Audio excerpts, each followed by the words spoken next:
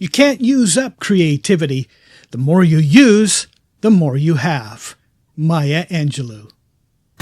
Welcome to Deep Dive Creatives, a podcast that explores the creative process. I'm David McGinnis, host of Deep Dive Creatives. If you take a moment to hit that subscribe or follow button, that helps to promote the podcast and lets you know when the next episode is available. Also, leave a comment. Let me know what you think.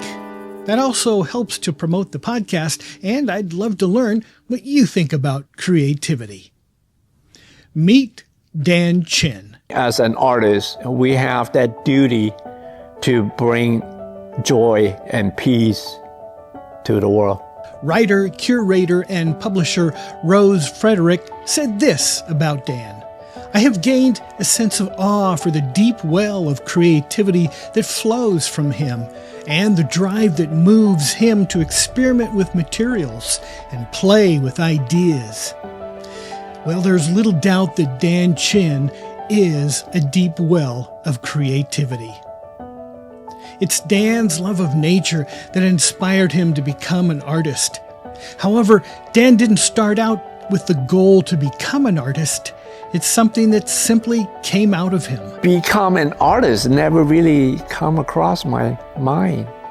I just keep doing it, and that's I enjoy it. When people outside playing, I will be enjoying. But I think it's always in me, though. Always in me, because I remember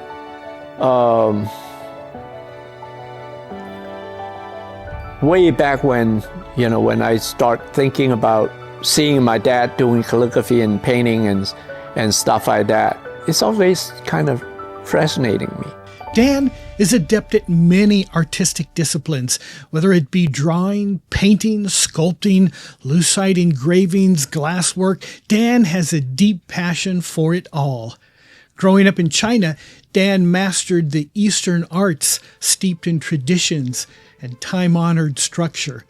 Immigrating to the United States in 1985, Dan equally mastered the free-flowing styles of Western art.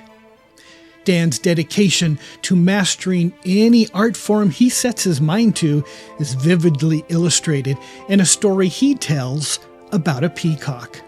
When I first started doing art in my youth, I think it was 16, 17, and a teacher told me to learn about bird, and peacock will be the way to go because they are the most complex in color, structure, and everything else. So if you conquer that, any birds will be easy to do. So I was so much into it, I go to the zoo every day, do sketches in the mornings, do sketches like a whole year long, so you can kind of get into the skin, I speak. So one day I went over there and I could not find one of the peacocks. I asked the zookeeper, so they said, oh yeah, it dies. I said, where is it? So they say, oh yeah, we buried it over there. So I ended up, long story short, dug it up, cleaned it up, and put it back together. As a matter of fact, I still have it back there. So basically you learn the structural of the bird itself. Not only just the outside look, but also the inside as well. So I carry that pretty much all the way till now. Any subject matters I do, that's the way I approach it. So you go into beyond what it is and then come back out to just what you see. That's one of the reasons I get into sculpture. I used to be an illustrator, so I paint. That's my background. But when I paint or draw, so what's behind it is more important than what you see. Because knowing what's behind it, your line will be different when you're doing it from the front. So that's how I start doing sculpting. But as soon as you get into sculpting, I say, forget it. I love sculpting. Because not only you can bring out your ideas better to execute that, also too is the unexpected quality of it. Because certain things you intend to do something, but they tell you differently. So that's how it starts. Well, as Dan unpacks his thoughts about creativity and the creative process, I'm convinced you will be inspired to continue your own journey down the wild and untamed path of creativity. Let's dive in.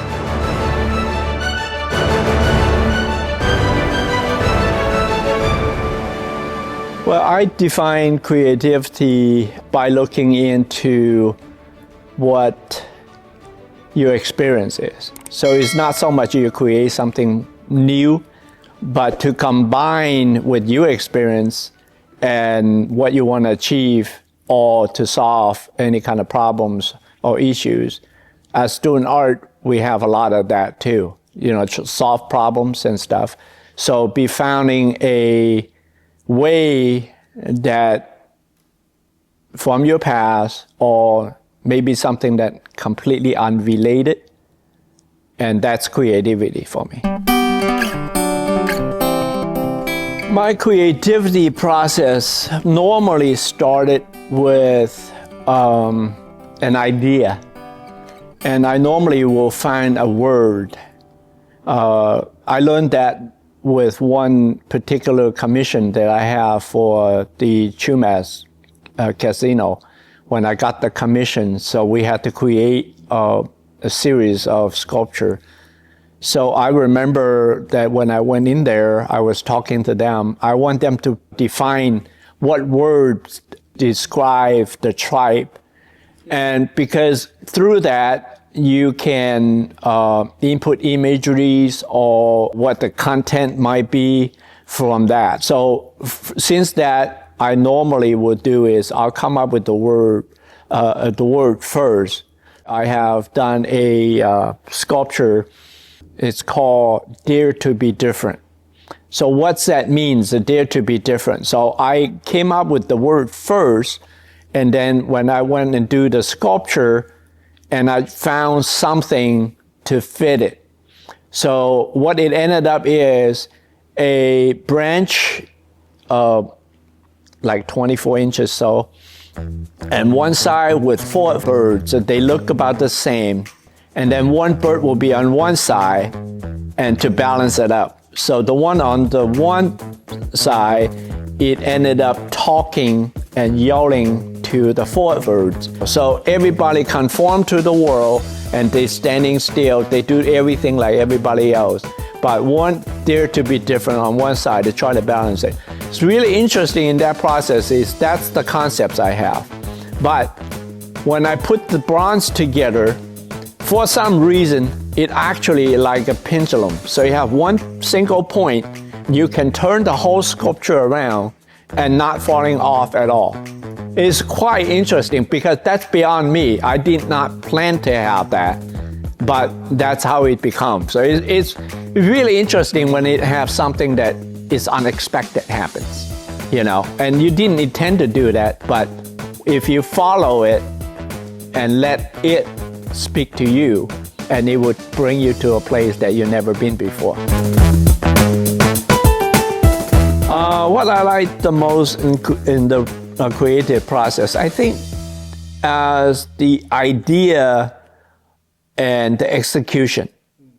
I know it should be all the way around. They're all different steps like, displaying or selling. But I think I like those two the best because it gives me the most satisfaction to have an idea and see it come to fruition, to see in the process of it. So I think that's my favorite part of that because it could derail you too. You have to allow that to happen, especially doing paintings are different. Doing paintings, you got to sketch, you pretty much have to follow through it. But sculpting is different because what you have in mind, no matter how, is still not quite three-dimensional. So as soon as in clay or in wood or in what, it will speak to you which work and which it doesn't work.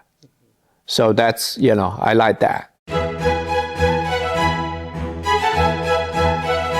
My inspirations mostly come from nature. In Chinese, we have a saying that learn from the created nature. There's two ways to learn, is to learn from the past, the masters, and to learn from nature. So you have to go and observe the nature. So most of my themes are nature related, animals, plants and flowers, because you can learn about design from that, and you can learn about life from that. So I tend to do more in animals because I can influence or use it to bring in the ideas I have, or like what we just talked before, the word of what it is, and you can, put that into your piece to convey that idea, or what the subject matter doesn't really matter, but what the themes are. My dad was a calligrapher, so with the Chinese art background, that's where I basically picked up. So my dad wasn't a teacher, but I can observe as I go. And when in my youth, that particular teacher told me to do peacock, so he is really my first mentor per se. He's not hand-on like picking up a brush and do it this way and do it that way, but he's more like give you a direction and point you the direction, even though he might not know how to do it, but he give you a direction, the trajectory to go. And, I was, just dumb enough to dig into it. I can't get myself out of it. Yeah. But, so when I look back, especially for the new book, In Pursuit, when I look back in every stage of my life or every turning points in art or in life, and I found that, God has prepared a person there ready for me. So not only in the major turning points of my life per se, but also too is in every different medium. When I conjure up an idea I want to do, but if I don't understand the medium, it's already somebody there that I already connected it. And I just, they just open arms to welcome and teach me anything I need to learn.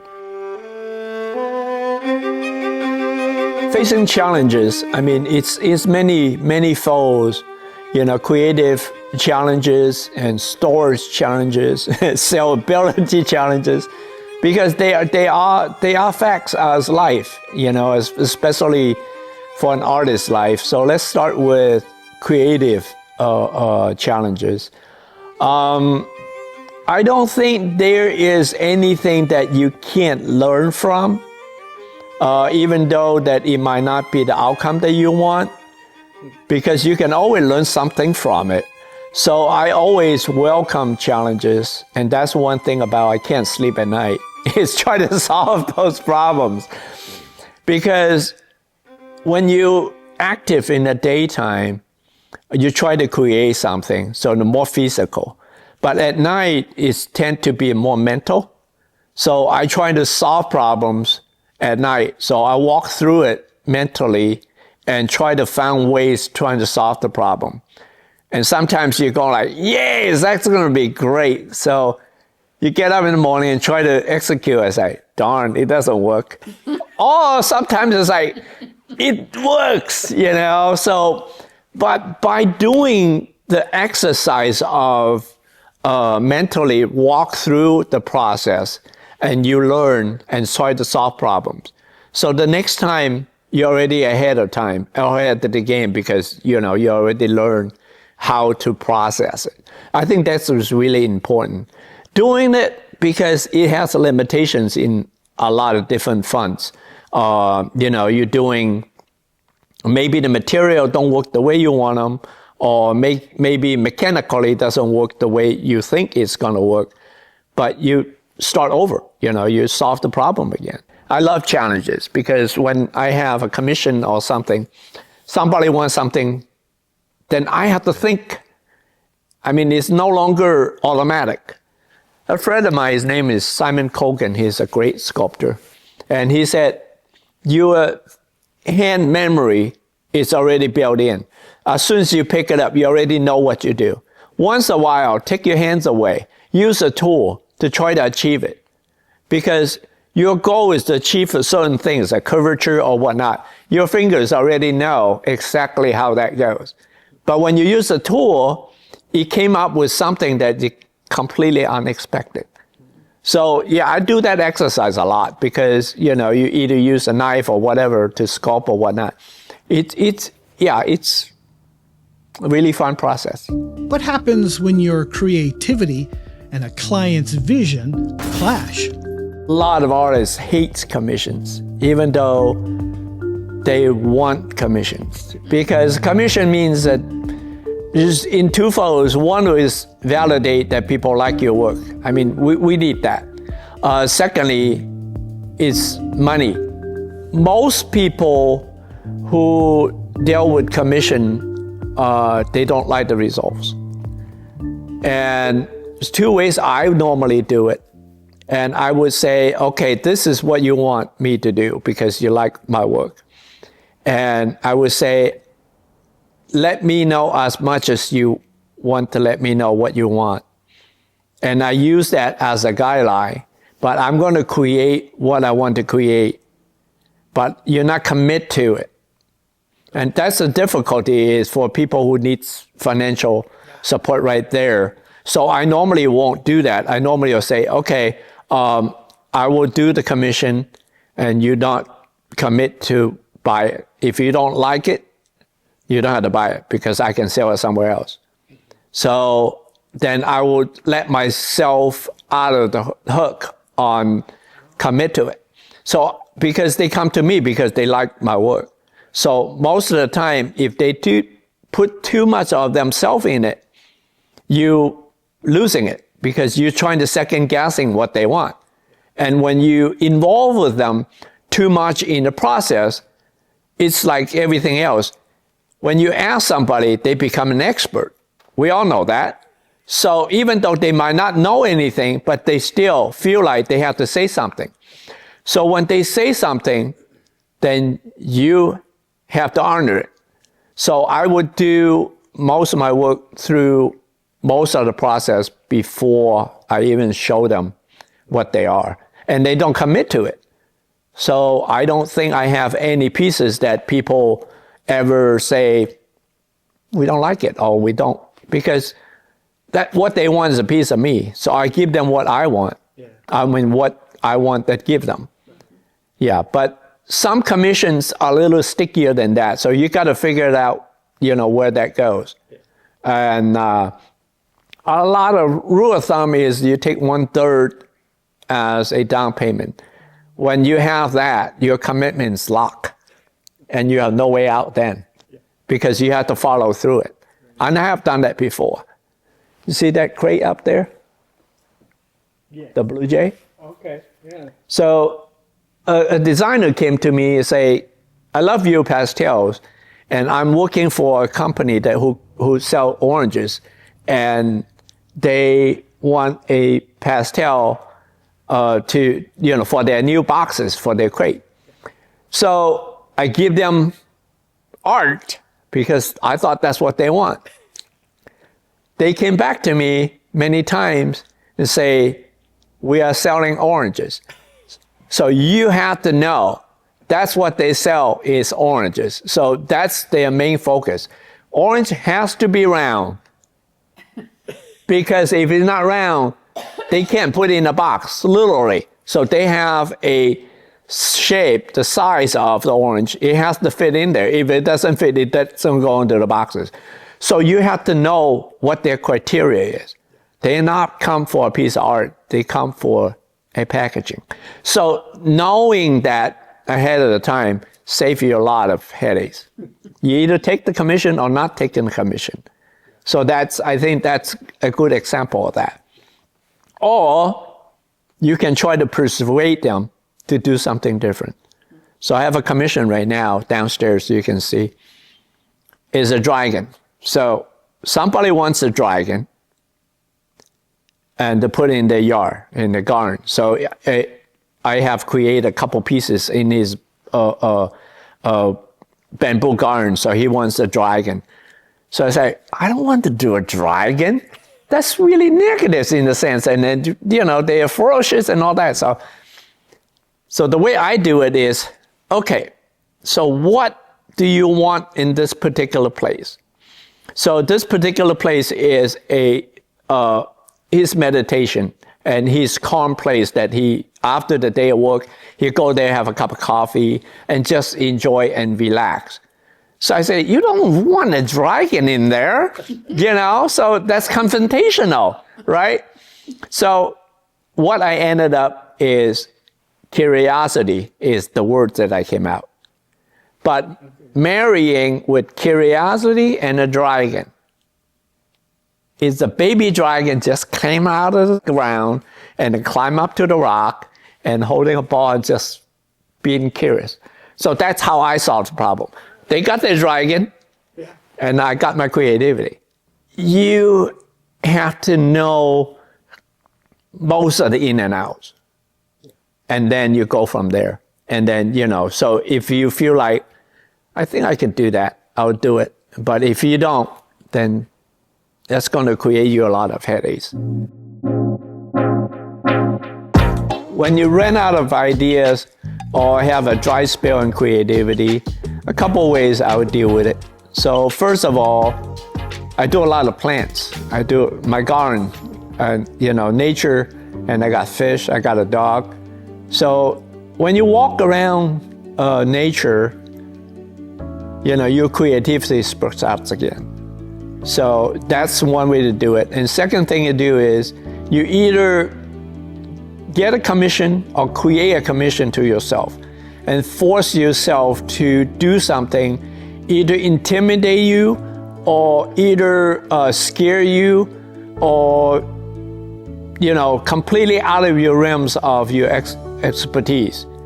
Then when you start doing that, your brain is start stimulating again, and then you're going to start doing something. Even though you might not be able to solve your, that particular problem, it will stimulate you to go to some other stuff. And one good thing about me is I got a big studio and I do all kinds of mediums, and I can jump from one, to another. So, if this one is kind of stopped, I can move on to the next and doing something else. That's how I deal with it.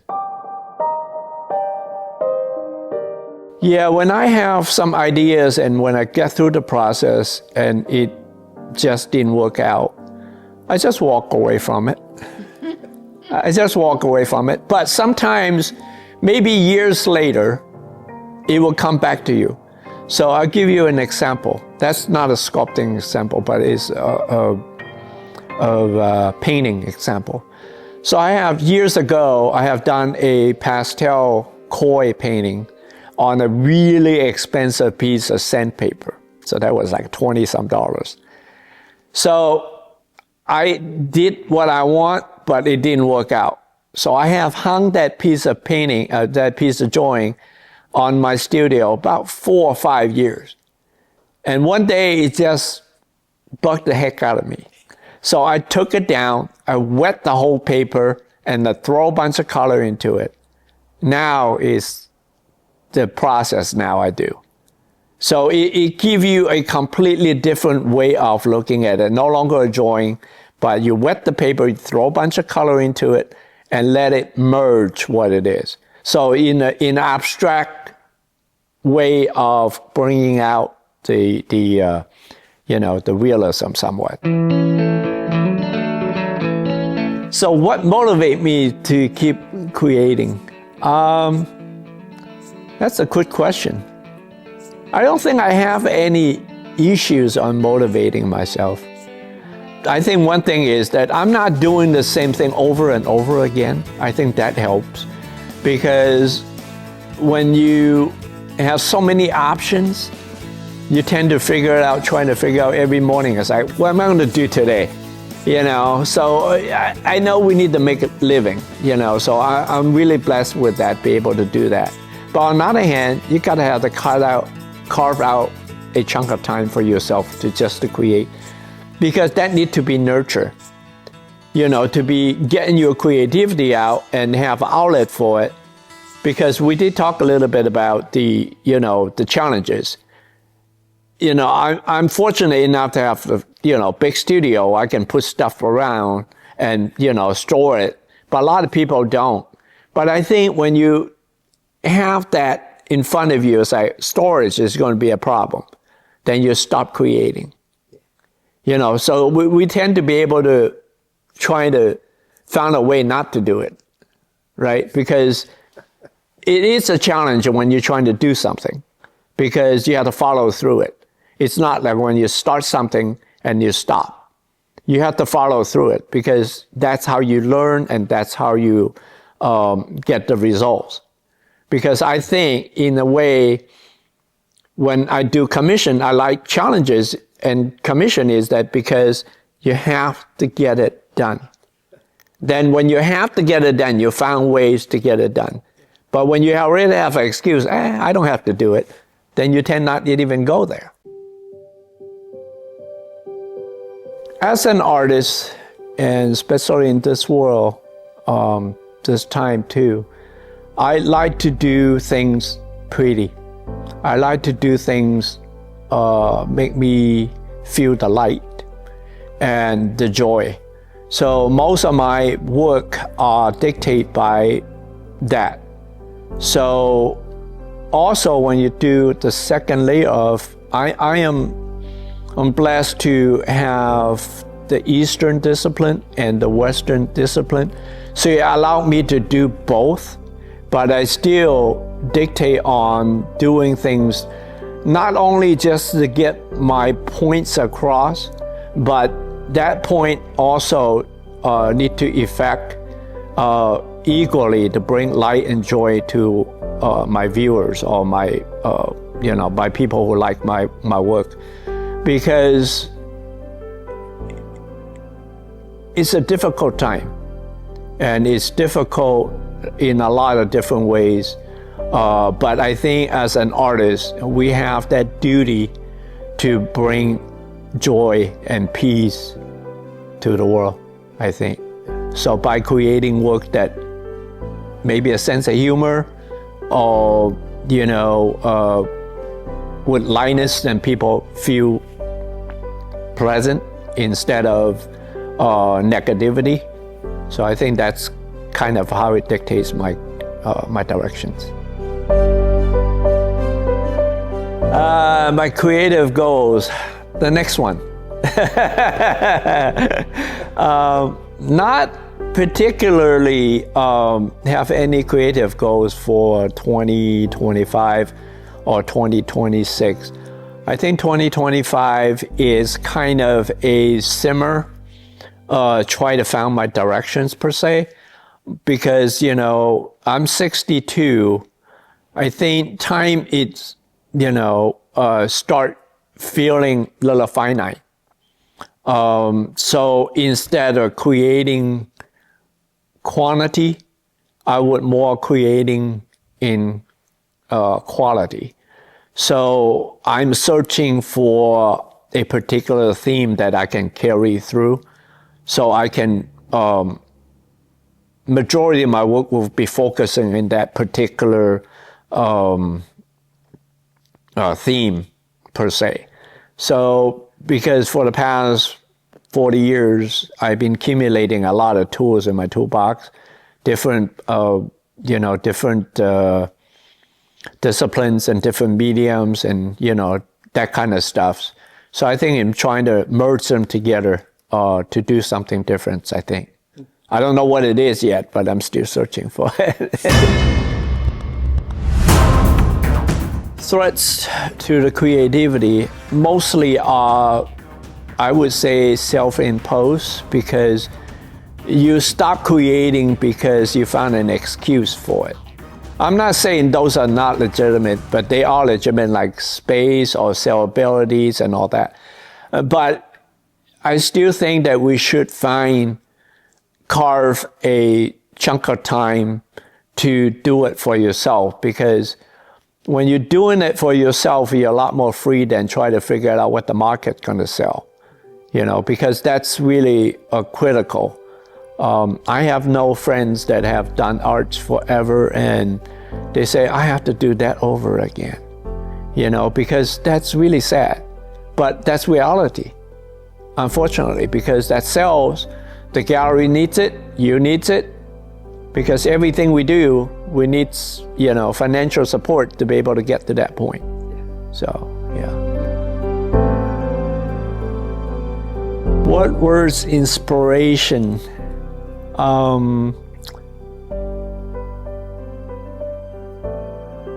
Just do it. Because when you can't foresee anything if you don't start. When you start, and it will come to you. And when you're pushing it through, I like the saying that they say, when you're stuck, that means you're at the threshold. So when you get through that stuck, you're on the different plane.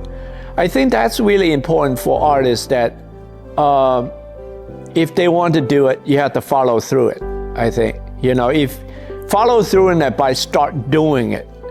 Because when you're staring at a white canvas, you can imagine, but if you don't start doing it, it's all in that stage, it's just imagine.